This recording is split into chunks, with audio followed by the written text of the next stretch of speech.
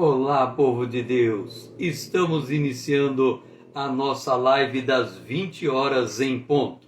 Estamos no livro do Apocalipse, o módulo de número 9. Nós estamos no módulo 9, a Igreja Cruzando os Séculos, a parte 14 desse módulo. Nós estamos na igreja de Esmirna. Lembrando que a primeira igreja é a igreja de Éfeso. A primeira igreja é a igreja de Éfeso. A segunda igreja é a igreja de Esmirna.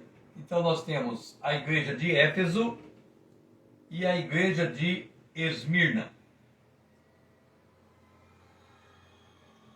Nós estamos considerando as igrejas do ponto de vista histórico sequenciado. Por que é importante nós termos esta percepção?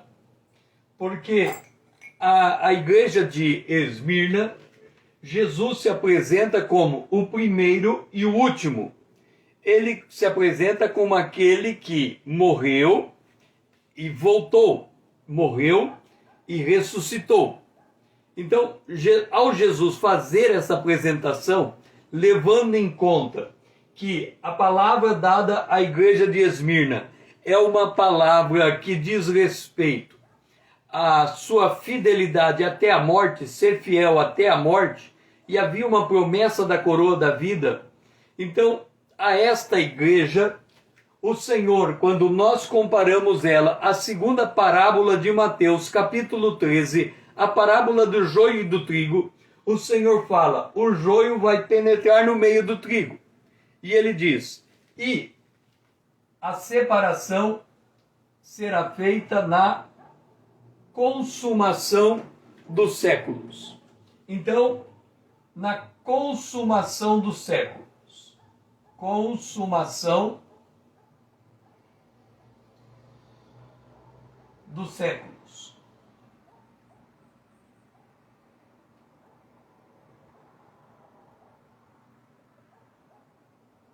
Dos séculos. Por que é importante nós fazermos esta observação? Porque, de certo modo, a igreja de Esmirna, não na sua totalidade, como foi nesse período da história do ano 100 a 323, mas ao longo dos séculos, ela passou por períodos de perseguição em regiões localizadas. E nessas perseguições houve muitos mártires. Então, nós temos aqui, quando nós lemos a carta aos Hebreus, no capítulo de número, vamos ver, 12,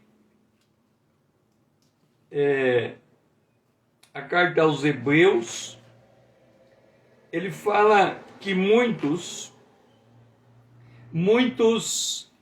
não tiveram que resistir até o sangue. Ou seja, nem todos da igreja vão à condição de mártires. Um grande contingente da igreja, da igreja de Cristo, o corpo de Cristo, acaba morrendo por morte natural, por outro tipo de morte, não por perseguição, por amor a Cristo.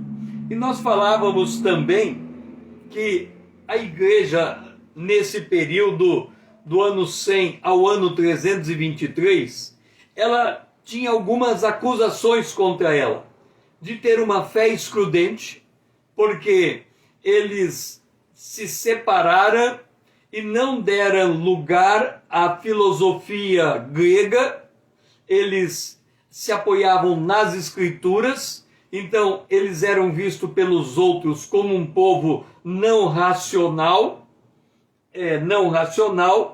e excludente, porque eles não se misturavam com o povo idólatra. A sociedade da época era altamente idólatra, altamente devassa, e isso não permitia que os cristãos tivessem convivência com esse tipo de sociedade. Então, eles se afastavam. Os de posse que recebiam Cristo como Salvador, perdia o direito à sua herança, perdia o direito ao seu patrimônio, perdia o direito ao seu emprego, e eles tinham que viver à margem da sociedade. E também a igreja, nós somos filhos de Deus, somos irmãos um dos outros, e temos por conta disso o hábito de chamar um ao outro de irmão, irmã, ô irmão, ô irmã.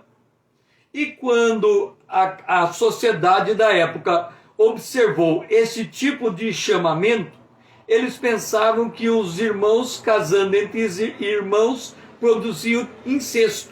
Então, se eu casei com minha esposa e chamo ela de minha irmã na fé, a pessoa pensa que ela de fato é minha irmã, então está havendo uma relação de incesto. Então havia uma acusação que a igreja era praticante de incesto, porque um chamava o outro pelo termo de irmão. E por fim, a acusação de participar, de ser canibais. Por que canibais? Porque quando a igreja fazia a ceia do Senhor, ela comia do pão, que representava o corpo, e bebia do cálice, que representava o sangue. Então, se ela come da carne e do sangue, quem faz isso é canibal. Como a igreja ela praticava a ceia do Senhor em lugares escondidos para se proteger, o que saía dali e passava para a sociedade era a ideia de algum tipo de canibalismo. Então eles deviam comer gente, porque eles comem carne e bebem sangue. Imagina a situação. Então, como os cristãos viviam escondidos, fugindo, perseguidos, e eles faziam as ceias em lugares isolados, isso não era do entendimento da comunidade, a conclusão da comunidade era que os cristãos eram canibais. Então estas eram as acusações que pesavam sobre a igreja primitiva. Então vamos ver agora as falsas doutrinas, algumas cartas do período e a carta de Clemente. Quantas falsas doutrinas? Quais eram as falsas doutrinas? Lembra que Satanás, ele introduziu o joio no meio do trigo. Isso a partir da segunda parábola, equiparando a igreja, já a partir da segunda igreja há uma infiltração, uma vez que os apóstolos morreram antes do final do primeiro século. Então, uma das falsas doutrinas era a doutrina do gnosticismo. O que essa doutrina advogava? A salvação dependia de um conhecimento secreto dado somente aos iniciados. O mundo físico ele é totalmente corrupto, exigindo a libertação do espírito. Vamos entender o gnosticismo. Dora, seja bem-vinda. Vamos entender o gnosticismo. Presta atenção. A salvação dependia de um conhecimento secreto. Lembre-se que a igreja primitiva, ela tinha que fugir para cultivar a sua fé. As reuniões eram em cavernas, em lugares secretos. Eles, já contei aqui, que quando uma pessoa queria saber se a outra era cristã, ela desenhava esse traço na areia. Aí o outro vinha e desenhava esse traço, um peixe. Então ali um se identificava para o outro que era um cristão e podia abrir o seu coração. E o gnosticismo, ele dizia que a salvação, ela depende de um conhecimento secreto. E o tipo de comportamento dos cristãos favorecia a uma ideia como esta. Vamos entender a origem deste conhecimento secreto. Vem aqui comigo. Lembra que lá no Jardim do Éden, quando a serpente chega para a mulher, a serpente diz à mulher: vocês não podem comer de todas as árvores do jardim. Ela disse: não, de todas as árvores podemos comer, não podemos comer da árvore do conhecimento do bem e do mal, porque se a comermos, vamos morrer. Aí Satanás faz uma proposta: certamente você não vai morrer, porque Deus sabe que quando você comer, você vai adquirir o conhecimento do bem e do mal, e vai ser igual a Deus. Aqui nasce o conhecimento secreto. Então algumas organizações que se desenvolvem de modo secreto, elas entendem que de geração em geração está passando um determinado conhecimento e que esse conhecimento permite dar vida eterna, permite adquirir um conhecimento acima de todos os conhecimentos. E o gnosticismo era uma forma desse tipo de entendimento. E eles entendiam que o corpo humano era totalmente corrupto. Então eles tinham que livrar o espírito do homem do corpo do homem. E aí eles criavam todo tipo de divisão entre corpo e espírito. Então o gnosticismo era esse conhecimento secreto para a salvação. O outro falso ensino era o marcianismo. O que o marcianismo adotava? Ele pegava a Bíblia e separava o Novo Testamento do Antigo Testamento. Qual que era a ideia deles? O Antigo Testamento, o Deus do Antigo Testamento era um Deus colérico, era um Deus que mandava matar, ele executava as nações. Se esse Deus é o Deus colérico e o Deus do Novo Testamento é o Deus de amor, então vamos tirar o Velho Testamento da Bíblia. Ou seja, não vamos aplicar as coisas que estão no Velho Testamento, porque Jesus ensinou o conceito do amor, e o amor é Jesus. O amor, Jesus deu o mandamento primeiro, que é amar a Deus, e o segundo mandamento, o próximo como a si mesmo. Então, o marcianismo, ele propôs uma divisão entre o Antigo e o Novo Testamento. O Antigo Testamento não faz parte do crescimento da fé da igreja primitiva, daquela igreja daquela época. Então, hoje ainda perdura isso, porque muita gente não tem uma clara visão do papel do Antigo Testamento no Novo Testamento. Qual que é a lógica entre o Antigo e o Novo? Quem estava no Antigo Testamento, eles cria num cordeiro que estava por vir. Quem está no Novo Testamento crê num cordeiro que veio. Então a fé é comum no Antigo e no Novo Testamento.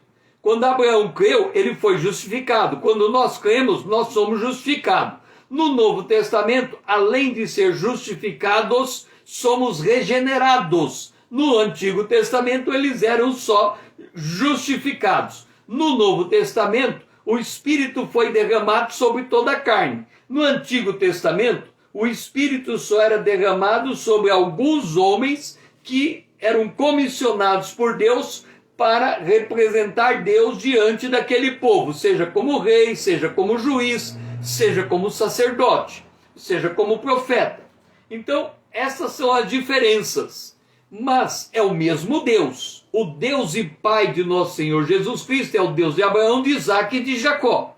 Então, é o mesmo Deus, mas quando nós não temos uma clara visão destas conexões, os marcianismos olhavam para o Antigo Testamento e diziam: ali tem um Deus colérico, vamos deixar para lá.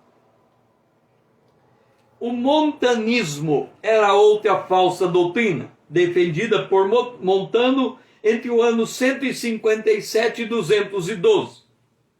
Eles criam que ele se considerava, esse Montano, um porta-voz do Espírito Santo. E dizia que os crentes deviam viver em um absoluto ascetismo. Ascetismo. O que é ascetismo? é uma doutrina que impõe disciplina e autocontrole sobre o corpo e sobre o espírito como caminho para chegar a Deus, a verdade e a virtude. Ou seja, o ascetismo é uma forma de você viver debaixo de disciplina. Aí lembra que em algum período da igreja, quando as pessoas cometiam pecados e elas pagavam penitência e elas próprias se açoitavam, batiam nas suas costas como penitência. Então o ascetismo, ele abre caminho para esse tipo de coisa. Porque se eu tenho que dominar o corpo e tenho que dominar o meu espírito, e o meu corpo se recusa a entrar nesse tipo de domínio, de canga, então alguma coisa dramática tem que ser feita. E aí acaba criando comportamentos que é considerado por muitos como comportamentos fanáticos. Aí você vem e diz assim: César, vem uma questão. No Novo Testamento, em Gálatas, capítulo 5, fala do fruto do Espírito. O último fruto do Espírito é o domínio próprio. O ascetismo não é o domínio próprio? A resposta é não. Não é o domínio próprio. O ascetismo é você impõe sobre você uma restrição, uma imposição, porque você entende que se você tiver esse tipo de prática, você está mais perto de Deus. Então, o ascetismo é o homem impondo restrição. E o domínio próprio? O domínio próprio é você fazer a escolha de ter comunhão com Deus, de ter meditação na palavra de Deus, e o Espírito Santo fala ao seu coração daquilo que deve fazer e daquilo que não se deve fazer, e daquilo que é bom para o seu corpo e para a sua alma, e daquilo que não é bom. É óbvio que isso é o Espírito Santo falando comigo, porque quando eu me coloco a desenvolver as instruções do Espírito Santo de domínio próprio, eu vou encontrar uma luta interior. Mas esta luta interior também, ela é uma luta em que eu só consigo vencer se eu me coloco na liderança do Espírito Santo. O apóstolo Paulo aos Gálatas, ele diz que a carne combate contra o espírito combate contra a carne para a gente não fazer o que nos convém. Mas diz assim: ande em espírito e você não cumpre as concupiscências da carne. As concupiscências da carne é aquilo que tira o nosso tino, o nosso domínio próprio. Ora, se eu ando com Deus, se eu ando na liderança do Espírito Santo, por certo, o Senhor nessa liderança, ele vai me afastar daquilo que é o desejo da minha carne, aquilo que não está em conformidade com a vontade de Deus. Mas isso é uma operação do Espírito Santo dentro de nós, e que é externada no chamado domínio próprio. Então, o domínio próprio é algo do espírito para o homem. O ascetismo é algo do homem para alcançar Deus. É uma imposição do homem como disciplina e autocontrole. Jesus responde ao ascetismo dizendo: sem mim você não pode fazer nada, muito menos manter um devido domínio próprio. O ascetismo extraordinário exigia que as disciplinas fossem feitas de forma monástica. Então, o ascético dizia o seguinte: já que o mundo é corrupto, eu vou me afastar do mundo e vou para o monastério. E ali eu vou desenvolver uma rotina de oração. Olha só o que eles faziam. O apóstolo Paulo, ele diz assim: ore sem cessar. Então, baseado nessa premissa de que nós temos que orar sem cessar, quem era monge, ele queria chegar nesse nível de orar sem cessar. Então, ele orava com a seguinte frase, deixe-me ver: ó Senhor Jesus. Era a invocação, ó Senhor Jesus. Por que eles invocavam dessa maneira, ó Senhor Jesus? Porque lá em Gênesis, no capítulo 5, está dito, e se começou a invocar o nome do Senhor. O apóstolo Paulo, escrevendo em 1 Coríntios, no capítulo 1, verso 1 e 2, ele diz, a todos que invocam o nome do Senhor. Então, esta invocação do nome do Senhor era uma proteção contra os pecados, contra a carne. Então, estes monásticos, eles passavam o dia dizendo, ó Senhor Jesus, ó Senhor Jesus. E esta frase era repetida tipo 5.000 vezes por dia, 10.000 vezes por dia, se fosse possível, ao ponto que aquilo se tornava um automático. E eles não trabalhavam, muitas vezes, porque eles queriam ficar nesse processo de invocação. E aí, este era o entendimento deles dessa expressão orai sem cessar. Ora, de alguma forma nós temos que aprender a orar sem cessar. Mas esta forma talvez não seja a forma mais adequada. Por quê? Porque Jesus disse, ide por todo mundo e pregai o evangelho a toda criatura. Então, o contexto em que eu tenho que orar sem cessar é o mesmo contexto que eu tenho que ir ao mundo alcançar as almas. Se eu estou num monastério fechado, eu não estou cumprindo o ide de Jesus. Então tem que ter uma contradição entre essa atitude do monastério com a atitude da ordem de Jesus, o ide. Ok? Bom, naquele período, no fim do século, no final do século, do primeiro século, inicia os movimentos monásticos. Eram movimentos regulados por estritas regras religiosas baseados na forma de vida mais reclusa, com o propósito de cultivar intimidade com Deus. Os líderes cristãos desse período, eles foram chamados os líderes a segunda geração depois da morte dos apóstolos, eles eram chamados de pais apostólicos, porque eles tiveram ligação com os apóstolos, eles conheceram os apóstolos pessoalmente, como por exemplo, Policarpo de Esmirna, Clemente de Roma e Irineu de Lyon. Então eles eram chamados de pais apostólicos.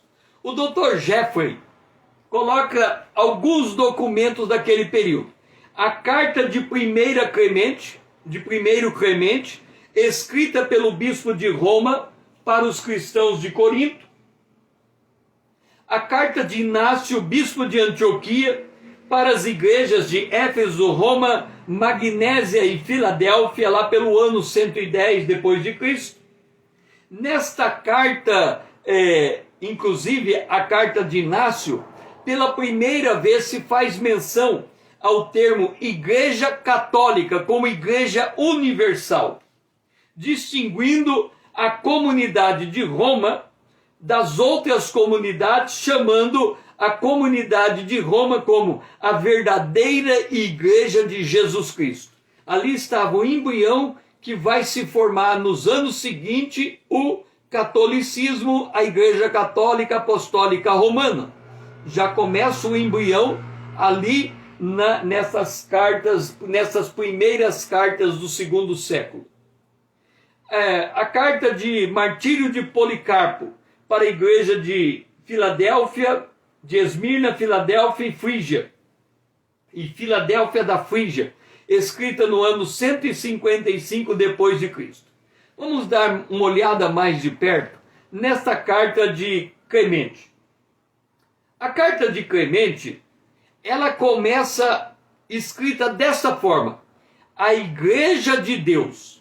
Eu achei importante trazer esta carta para fazermos essa leitura abreviada da carta pelo seguinte: hoje quando nós vamos a uma igreja, olha o termo que eu estou falando. Eu chamo alguém e falo, vamos na igreja junto comigo. O que nós estamos falando? Que a igreja é um edifício.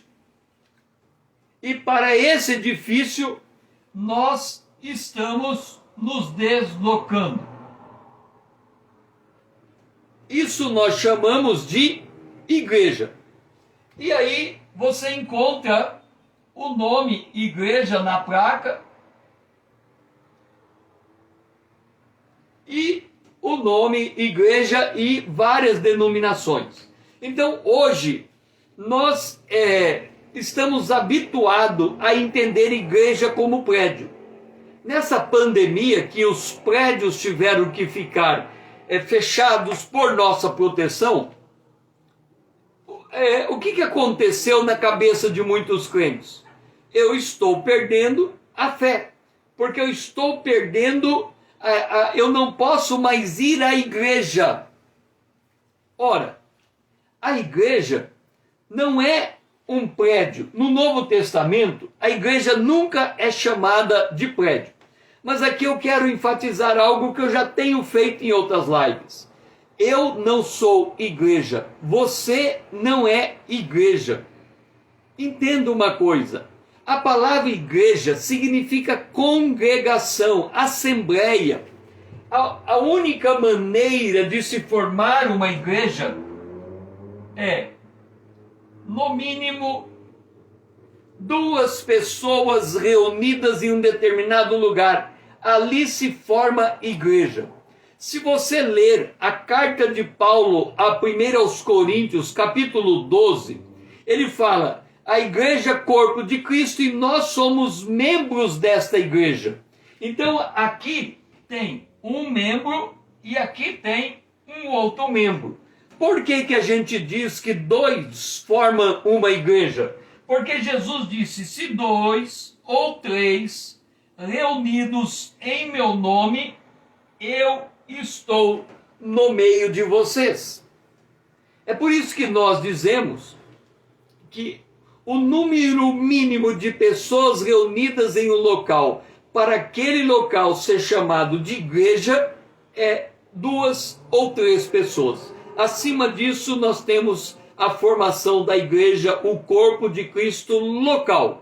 Porque nós temos o corpo de Cristo universal, formado pelo corpo de Cristo local, mais a soma daqueles todos que morreram em Cristo. Agora, olha como Clemente inicia sua carta. Ele diz assim, igreja de Deus estabelecida transitoriamente em Roma. A igreja de Deus estabelecida transitoriamente em Corinto. Esta é a ideia da igreja. Deixe-me dizer uma coisa para você. Porque certos conceitos, esta igreja aqui, ela está em um terreno. Ela é uma propriedade. Ela é um bem imóvel. Agora, existe aqui uma coisa que nós temos que entender. Nós temos nações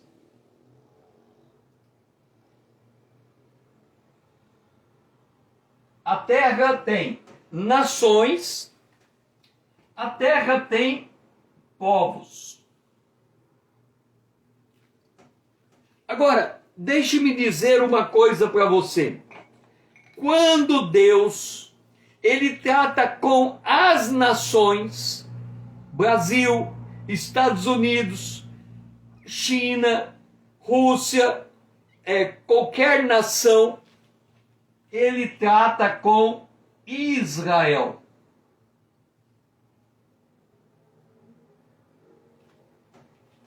Quando Deus trata com os povos, ele trata com a igreja.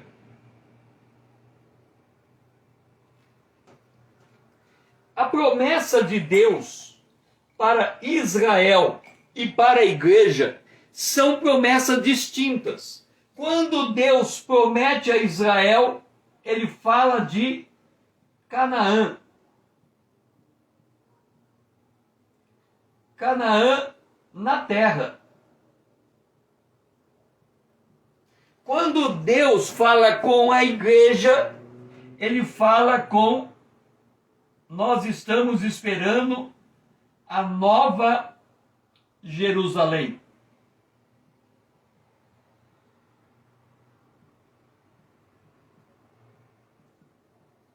Nós estamos esperando a nova Jerusalém. A promessa de Deus, então, para a igreja é uma promessa celestial. A promessa de Deus é uma promessa celestial. O que significa que a promessa de Deus é uma promessa celestial? Vanessa, seja bem-vinda. Observa, Deus promete a Israel uma terra. E eles estão lá. E Deus diz assim: Israel, quando chegar a hora de vocês retornarem a essa terra vai prosperar, ela vai produzir o fruto e vai alimentar os povos que vão para lá. Então Israel, o que Deus faz com Israel afeta o planeta Terra. Agora, o que Deus faz com a igreja afeta o lugar celestial. Nós somos abençoados com todas as bênçãos espirituais nos lugares celestiais em Cristo Jesus. Nós estamos assentados nos lugares celestiais em Cristo Jesus. Então, a promessa de Deus e de Israel é completamente diferente. É por isso que Clemente, quando ele escreve a sua carta, ele fala: a igreja é transitória nessa terra, ela está de passagem. E o apóstolo Paulo fala assim: quem use, seja como se não usasse, quem case, seja como se não casasse. É porque nós temos que estar sempre prontos para o arrebatamento, para sair da igreja. Nós não fixamos raízes na terra, nós somos desarraigados do presente século mau e preparados como noiva do Cordeiro para subir. Por isso que a igreja, ela é vista como algo transitório na terra. E aí ele diz assim, olha o desenvolvimento da carta de Clemente: por causa das desgraças e calamidades que repentina e continuamente se abateram sobre nós, talvez estejamos a tratar tardiamente dos acontecimentos que se deram entre nós. Ou seja, naquela época em que a igreja era perseguida, o que acontecia era desgraças e calamidades. Observa, nós vivíamos num período de paz muito grande. Não havia guerras. A última guerra foi a Segunda Guerra Mundial em 1945. 85. 45, 85 dá 40 anos. 80 mais 40 dá 80, 90, 2000, dá 80 anos desde a Segunda Guerra Mundial. Uns 80 anos. Então, observa que nós estamos num período de paz e de repente vem a pandemia e começa a acontecer desgraças e calamidades. Então, o mundo é cíclico e nós temos que estar preparados para este nível de luta, de dificuldade, porque a igreja de Esmirna, ela teve que enfrentar essa situação de desgraças e de calamidades. Mas olha os valores que eles apresentam para a igreja. Vós todos ainda possuís, quer dizer, mesmo diante da desgraça e da calamidade, vocês ainda têm sentimentos de humildade, são isentos de qualquer vaidade, estão dispostos a submeter-se, mais dispostos a submeter-se do que a submeter, dando mais gosto do que esperando receber. Quer dizer, a igreja que ele enxergou naquele período de desgraça e calamidade é algo que deveria ser encontrado em nós nos dias de hoje. O sentimento de humildade, não se apegar a nenhum tipo de vaidade e estar disposto a ser submisso e não querer dominar os outros e dar mais do que receber. Então esta era a visão dos crentes da igreja primitiva. Este era o ânimo dela, era a maneira como ela caminhava diante de calamidades. E algo que precisamos aprender a resgatar. Agora vem o poder da igreja. Assim, uma paz profunda e abençoada comunicava-se a todos e um desejo insaciável de praticar o bem, assim como a plena efusão do Espírito Santo era produzido em todos. Ou seja, a igreja primitiva, ou a igreja do 2º século até o 4º século, era uma igreja que ela sentia paz no meio de desgraça e calamidade. Isto é uma maneira de enxergar a vida quando nós temos a consciência da justificação. A Bíblia, o apóstolo Paulo fala que há uma paz que excede a todo entendimento. Essa paz é porque ela confia em Deus e ela entrega todos os caminhos ao Senhor. Quando aparece uma música que diz assim: bem de manhã, embora o céu sereno pareça um dia calmo anunciar, vigia e ora o coração pequeno, um temporal pode abrigar. Quer dizer, qualquer momento pode surgir desgraças e calamidades. Isso é inerente ao mundo caído, mas não necessariamente tira a nossa paz de espírito, nem a presença do Espírito Santo dentro de nós, e muito menos o que ele chama aqui, desejo insaciável de praticar o bem. Essas coisas nós precisamos aprender a resgatar. Vamos lá. Clemente é considerado o primeiro pai apostólico da igreja. Olha a maneira como ele descreve a confiança. Amados irmãos, este é o caminho no qual encontramos a nossa salvação. Jesus Cristo, ele é o sumo sacerdote de nossas oferendas, o protetor e o auxílio em nossas fraquezas. Observa que eles conduziam as suas vidas centradas em Jesus Cristo. E nós também precisamos desenvolver esse nível de confiança. E aqui quando ele diz assim, Jesus Cristo é o sumo sacerdote, ele tem em mente a carta aos Hebreus. Porque a carta aos Hebreus trata do sumo sacerdócio de Jesus Cristo. E nós precisávamos nos aprofundar nessa carta para conseguir absorver esses ensinamentos e entender que Jesus é aquele que padeceu como nós padecemos, sofreu como nós sofremos, entende o que é a nossa dor e intercede por nós.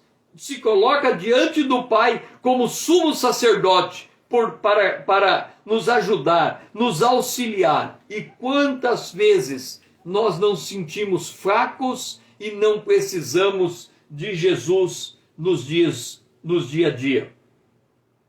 E ele fala sobre a missão.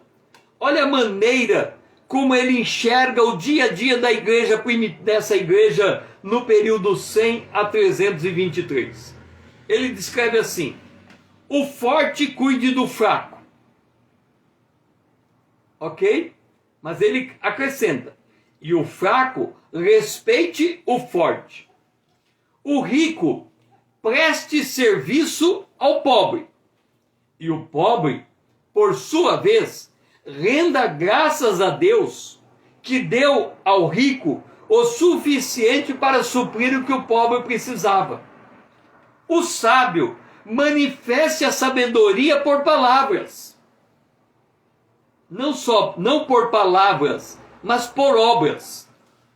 O humilde não dê testemunho de si mesmo, mas permita que o outro dê a seu favor. O casto, na sua carne não se envaideça, pois sabe que é outro quem lhe dá a continência. Então, olha a maneira como ele enxergava aquilo que a Bíblia diz, que nós devemos ser dependentes um do outro. O forte cuide do fraco. O fraco respeite o forte. O rico ajude o pobre. O pobre agradeça pelo rico ter como ajudar. Quando nós olhamos sob esta ótica, nós caminhamos juntos. Hoje, o que está acontecendo com a igreja cristã? Ela está virando gueto. O que significa gueto? Se você for para a parte mais chique da cidade, você vai encontrar uma igreja lá. Os carros são carros 0 quilômetro. O nível de renda daquela igreja é altíssima. O dízimo é uma coisa inimaginável. Aí se você for para a periferia da cidade, você vai encontrar uma igreja. As pessoas, elas mal têm que comer durante o dia. E a igreja do pobre não visita a igreja do rico. E a igreja do rico não visita a igreja do pobre. O mundo hoje se tornou equidistante. O rico não conhece o pobre e o pobre não enxerga o rico. Então, nós estamos criando igrejas dessa maneira. Então, nós temos igrejas da classe média, igreja da classe da classe pobre, igreja da classe rica. Nós temos igrejas ou grupos que se reúnem, por exemplo, nós temos uma igreja que trabalha com os alcoólatras, nós temos igrejas que trabalham com os jovens, que o foco deles é os jovens, e aí nós vamos separando as classes sociais dentro das igrejas. É por isso que facilmente nós encontramos no meio da igreja pessoas que são preconceituosas, porque elas não estão acostumadas, mesmo encontrando o irmão pobre, a tratar como um irmão pobre, ou o irmão pobre olhar para o rico e tratar com o rico, ou igrejas segunda raça, aqui reúne esse tipo de raça, aquele ali, outro tipo de raça, e elas não se misturam. O tipo de dança desse grupo aqui é completamente diferente do tipo de dança daquele ali. O evangelho que é pregado aqui é diferente daquele pregado ali. E aí uma palavra como essa de Clemente fica absolutamente sem sentido no dia de hoje. Porque nós perdemos o sentido de igreja. Deixe-me mostrar uma coisa para você. Abra a sua Bíblia comigo em 1 Coríntios capítulo 12. Lembra que numa outra live eu falei de Barnabé, que chegou em Antioquia e ele olhou para dentro do ambiente e disse assim, e ele viu a graça do Senhor naquele lugar? Quer dizer, quando ele olhou os crentes reunidos, ele disse, olha a graça de Deus, a manifestação da graça de Deus. Então, eu quero levar você agora a olhar para dentro da igreja que você congrega. Como que nós vamos fazer isso? Vamos abrir primeiro aos Coríntios e eu quero que você venha junto comigo e vamos passear nesse capítulo e vamos identificar quem é que está dentro do espaço chamado para nós, igreja, né? Desse espaço onde os crentes estão congregando. Vamos lá. Ele fala no começo que o Espírito de Deus se manifesta dentro da igreja com, verso 8, palavra de sabedoria, palavra de conhecimento, fé, dons de curar, operações de milagres, profecia, discernimento de espírito, variedade de língua, capacidade de interpretar língua. Então, olha só, você olha para dentro da igreja, ele diz assim: um só é o mesmo Espírito que realiza todas estas coisas, distribuindo esses dons, como lhe apraz, a cada um individualmente. Olha só, você entra na igreja e você vai ver, o irmão Mário está ali.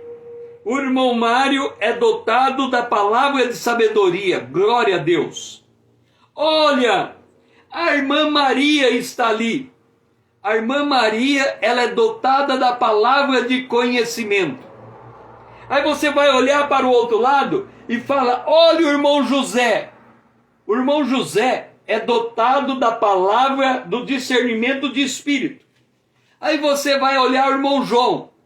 Olha o irmão João. Ele é dotado de variedade de língua. Aí você vai olhar e vai dizer, olha a irmã Rosa. A irmã Rosa é dotada da capacidade de interpretar línguas. Eu pergunto para você, você gostaria ou não de estar dentro desta igreja? Com todos esses irmãos, com os seus dons, de tal maneira que você olha para o irmão e identifica o dom que ele tem. Vamos continuar o nosso passeio na igreja de Corinto.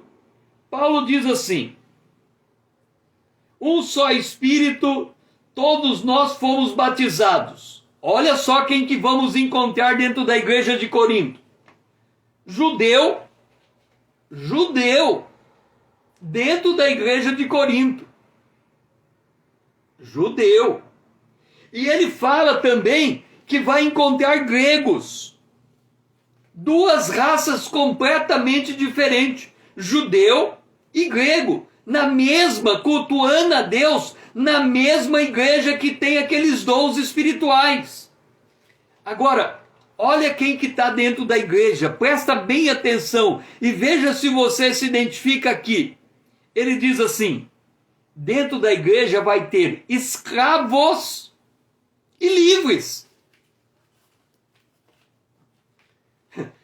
Dá até para ter uma ideia. Imagina um homem crente que tem um escravo. E aí ele fala com o escravo, escravo, vamos na igreja hoje? E o escravo é irmão dele. Vamos. Aí ele pega a corrente do escravo e coloca uma corrente no punho do escravo e sai puxando o escravo. Aí ele fala, é para você não fugir. Tá certo, você é meu escravo, aí você vai que você foge. Então eu vou levar você meio que acorrentado. E aí ele entra e o escravo entra do lado dele. Aí, certo, ele até disfarça a corrente, dá uma disfarçada assim na corrente, e o escravo senta do lado. Então você tem o livre e tem o escravo. Aí você fala, César, que absurdo. Você está falando de um escravo livre e de um crente que tem um escravo. A carta de Filemão, Paulo escreve para Filemão, olha, Paulo escreve, eu estou mandando para você a carta de Filemão. Vamos ver os personagens lá. Timóteo, Tito, Filemão. Filemão. Paulo escreve: ao amado Filemão, nosso colaborador. E aí ele vai pedir por Onésimo. Ele diz: Onésimo era teu escravo. Onésimo fugiu. Ele se converteu. Ele serve a Cristo comigo. Eu estou mandando ele de volta. E eu te peço que você dê liberdade a esse escravo. Livra ele da escravidão. Mas se você não livrar, ele está voltando para te servir. Então, dentro da igreja, você encontrava quem era livre e quem era escravo. Vamos continuar. Vem aqui junto comigo. Você vai entrar eu estou lendo 1 Coríntios capítulo 12. E eu estou dizendo quem é que eu estou encontrando dentro da igreja. Vamos lá. Olha só. No verso 18 diz assim: Deus dispôs os membros, colocando cada um deles no corpo como lhe apraz. Aí ele fala aquela ideia de olho, ouvido, olfato e aquela coisa toda. Mas olha só, ele diz assim, verso 22, olha quem que está dentro da igreja. Veja se você se identifica ou identifica alguém. Ele diz assim no verso 22, os que parecem mais fracos. Como? Dentro da igreja você vai encontrar crentes fracos. Mas está aqui, ó. Fracos.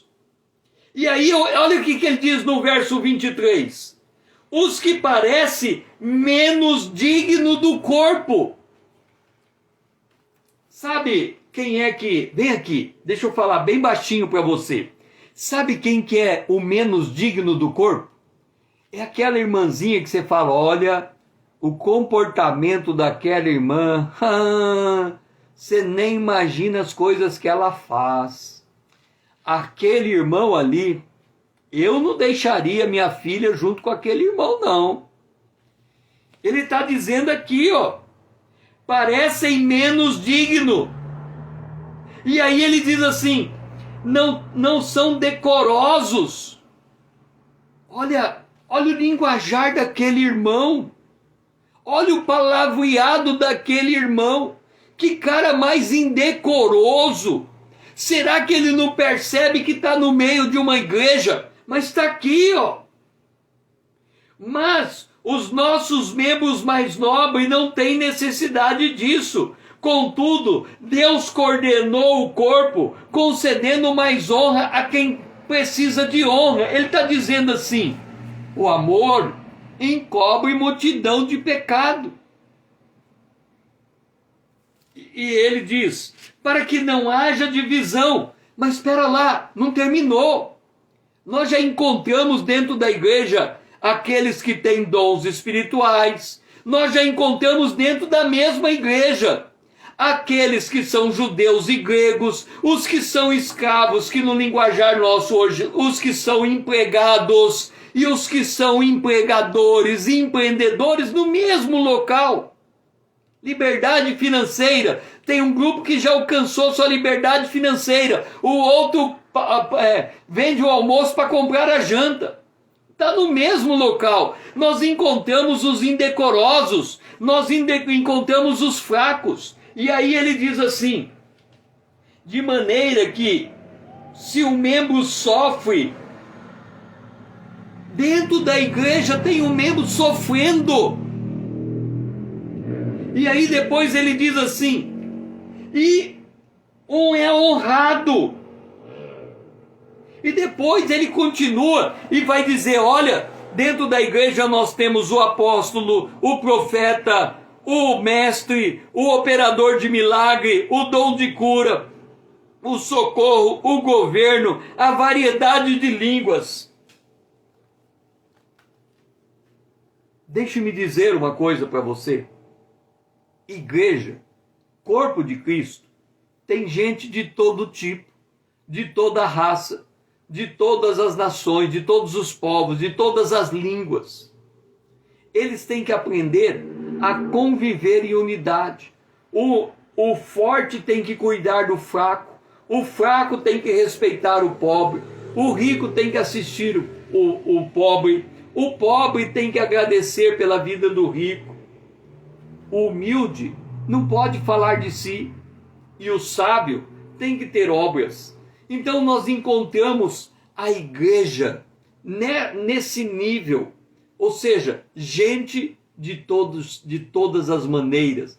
Nós encontramos bebê em Cristo, meninos em Cristo, adolescentes em Cristo, jovens em Cristo, homens jovens casados em Cristo, maduros em Cristo. Nós encontramos toda forma, todo tipo de pessoa, porque a igreja tem só um que está acima de todos e que faz todos se reunir naquele lugar. Esse é Jesus Cristo.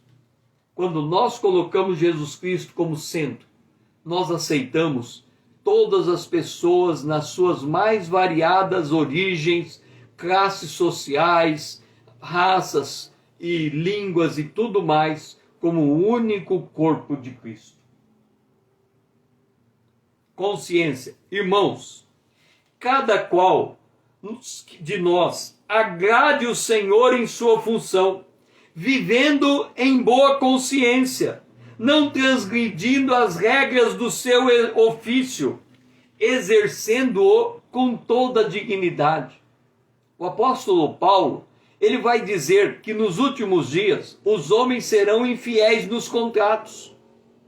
E aqui, Clemente, escrevendo essa carta, ele está dizendo, gente, tenha boa consciência naquilo que você faz. Ontem eu falei do mundo político e da integridade que o cristão tem que manter no meio desse ambiente político.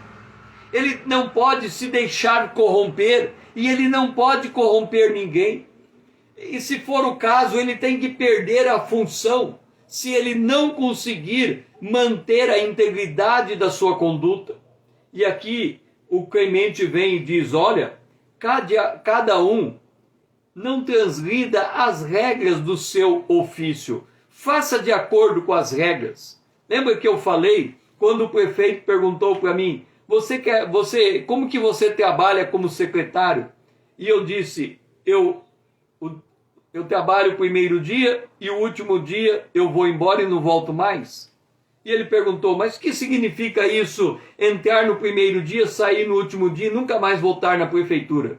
Eu disse, os meus atos são feitos de acordo com a lei.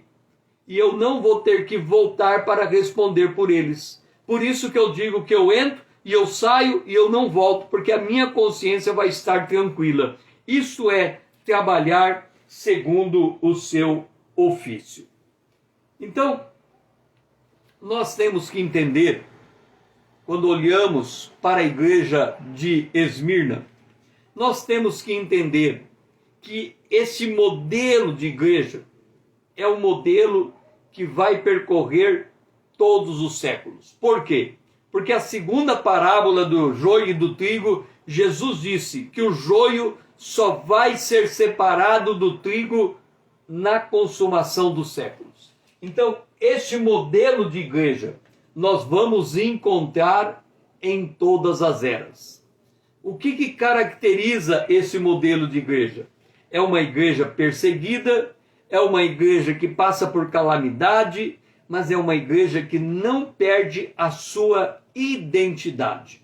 De novo, é uma igreja perseguida, é uma igreja que passa por calamidade, mas ela é uma igreja que não perde a sua identidade. O seu modelo é Cristo. E tendo Cristo como esse modelo, ela procura cuidar um dos outros. Se nós pudéssemos dar um título para a igreja de Esmirna, é uma igreja que se cuida mutuamente, que serve uns aos outros. É uma igreja que não faz distinção de pessoas. É uma igreja que aceita as pessoas de todas as camadas, mesmo porque o rico convertido perdia o seu patrimônio. Então ele tinha que vir para ele era também um perseguido. E assim deve ser a nossa fé. Uma fé que atesta a integridade dos nossos atos e a pureza da nossa conduta e a boa consciência perante os homens. Que o Senhor seja louvado. Dora, Vanessa, foi muito bom ter você junto comigo. Eu convido você a retornar amanhã às 20 horas em ponto para darmos continuidade a esta igreja de Esmirna. E eu convido você também a me seguir seja aqui na minha conta do Instagram, seja lá na minha conta na conta do YouTube. Vamos tornar essas contas relevantes para que essa mensagem chegue mais longe. E eu preciso da sua ajuda, que você esteja curtindo os vídeos que eu estou postando, que você esteja marcando seus amigos, que você esteja salvando para, quem sabe, ouvir mais tarde, e que você me ajude a levar essa mensagem mais longe. Que o Senhor seja louvado e que você tenha um restante de dia abençoado na presença de Deus.